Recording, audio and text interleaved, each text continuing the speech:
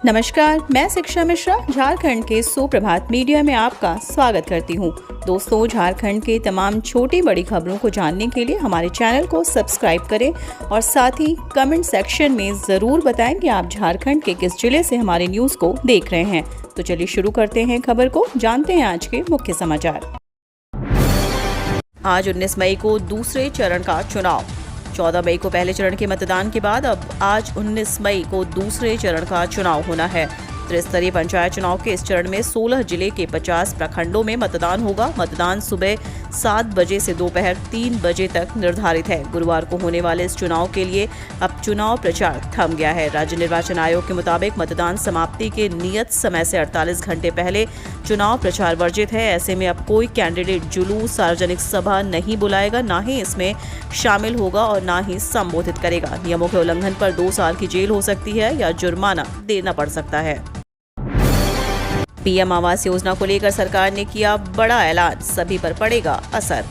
PM आवास के यदि आप लाभार्थी हैं तो ये खबर बेहद जरूरी है। सरकार ने पीएम आवास को लेकर बड़ा ऐलान किया है। प्रधानमंत्री आवास योजना ग्रामीण तक जारी रखने को मंजूरी मिल गई है। गौरतलब है कि सरकार ने पीएम आवास योजना ग्रामीण के तहत 2.95 करोड़ पक्के मकान अलॉट करने का लक्ष्य रखा है। अब तक लगभग 2 करोड़ पक्के आवास बना दिए गए हैं, लेकिन अब भी कई ऐसे परिवार बाकी हैं जिन्हें ध्यान में रखते हुए प्रधानमंत्री आवास योजना ग्रामीण को 2024 तक जारी रखने की मंजूरी दी गई है। इससे लाखों ग्रामीणों का बड़ा फायदा होगा। झारखंड में राशन संकट, मंडी शुल्क लागू करने का जोरदार विरोध, व्यापारियों ने खोला मोर्चा। व्यापारियों के हड़ताल समाप्त नहीं हुए तो आने वाले सप्ताह में राजधानी रांची सहित राज्य भर में खाद्यान्न का संकट उत्पन्न हो सकता है। व्यापारी राज्य सरकार द्वारा 2% मंडी शुल्क लागू करने का विरोध कर रहे हैं। 16 मई से व्यापारियों ने अन्य राज्यों से खाद्यान्न का आयात बंद कर दिया है। जो स्टॉक अभी उपलब्ध है वह बिक रहा है। व्यापारियों का कहना है कि 1 सप्ताह से ज्यादा स्टॉक नहीं चलेगा। इसके बाद आम लोगों को खाने पीने की चीजों की परेशानी हो सकती है। 8वीं, 9वीं और 11वीं का जारी होगा मॉडल प्रश्न पत्र, जाने कब होगी परीक्षा। झारखंड में 8वीं, 9वीं और 11वीं बोर्ड के सेकेंड टर्म की परीक्षा के लिए मॉडल प्रश्न पत्र जारी किए जाएंगे। 16 से 30 जून के बीच झारखंड एकेडमिक काउंसिल इसकी परीक्षा का आयोजन करेगा। इससे पहले झारखंड शैक्षणिक अनुसंधान व प्रशिक्षण परिषद इसके मॉडल प्रश्न पत्र जारी करेगा। JCERT ने मॉडल प्रश्न पत्र तैयार कर लिया है। 3-3 सेट में मॉडल प्रश्न पत्र जारी किए जाएंगे। सेकेंड टर्म में जिस प्रकार 40-40 अंकों की लिखित परीक्षा होगी, उसी आधार पर मॉडल प्रश्न पत्र जारी होंगे। इससे छात्र छात्रा आसानी से तैयारी कर सकेंगे। कोरोना का प्रिकॉशन डोज लेने में झारखंड के लोग नहीं ले रहे रुचि, सिर्फ 12,495 लोगों ने लिया टीका।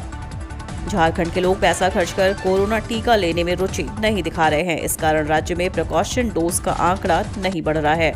राज्य में 18 से 59 साल के 2,07,09,379 लोगों को पैसा खर्च कर प्रिकॉशन डोज लेना है, लेकिन अब तक सिर्फ 12,495 लोगों ने ही प्रिकॉशन डोज लिया है। ज्ञात हो कि राज्य के 12 जिलों में प्रिकॉशन डोज का टीका लगना शुरू हो गया है। झारखंड के कई जिलों में वज्रपात और बारिश का अलर्ट, 23 मई तक दिखेगा असर। झारखंड की राजधानी रांची में मौसम विभाग ने बारिश और वज्रपात को लेकर अलर्ट जारी किया है। मौसम विभाग के अनुसार रांची, धनबाद, जामताड़ा समेत अन्य कई जिलों में हल्की बारिश और बिजली कड़कने की संभावना है। साथ ही देवघर और गिरिडीह में बारिश होने की संभावना है।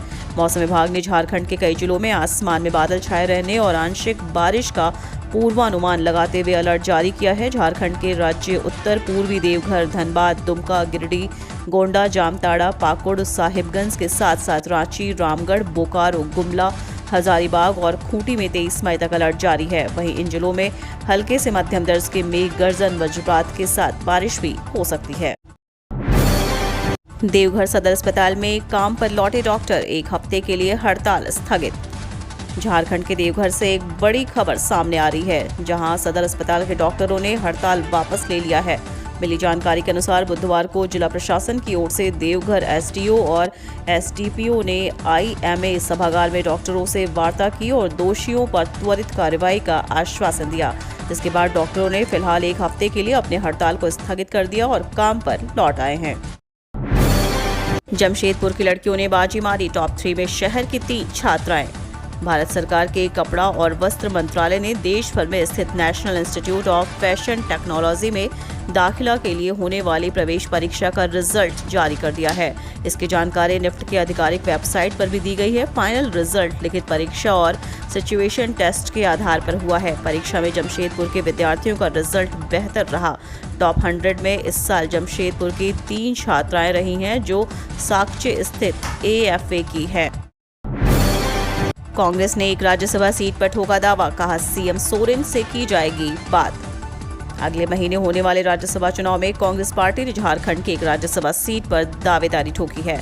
हालांकि झारखंड सरकार में शामिल कांग्रेस के लिए यह सीट काफी मुश्किल बताई जा रही है। ऐसे में राज्य में कांग्रेस पार्टी के विधायक दल के नेता और मंत्री आलमगीर आलम ने कहा कि इस मुद्दे पर वह जल्द ही सीएम हेमंत सोरेन से मुलाकात करेंगे।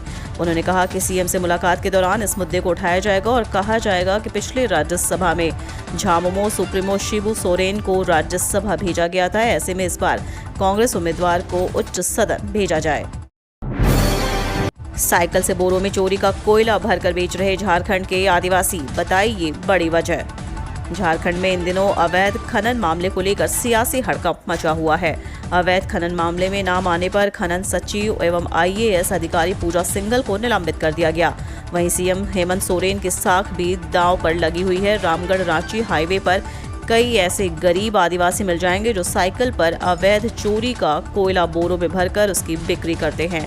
गरीब आदिवासी एक साइकिल पर करीब 5 से 6 बोरों में भरकर कोयला लाते हैं, जिनमें करीब 200 से 300 किलो कोयला होता है। यह लोग झारखंड के अलग अलग कोनों से अवैध चोरी का कोयला साइकिल पर लादकर रामगढ़ रांची हाईवे होते हुए रांची व उसके आसपास के इलाकों में जाते हैं।